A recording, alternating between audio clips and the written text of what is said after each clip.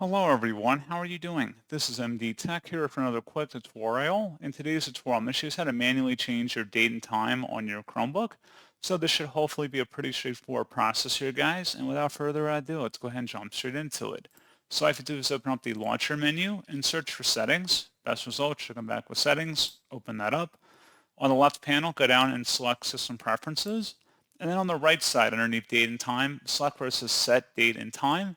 And then you can input your own custom date and time in here and select Done when you're done with that. And that's pretty much it. So, as always, thank you guys for watching this brief tutorial. I do hope that was able to help you out, and I do look forward to catching you all in the next tutorial. Goodbye.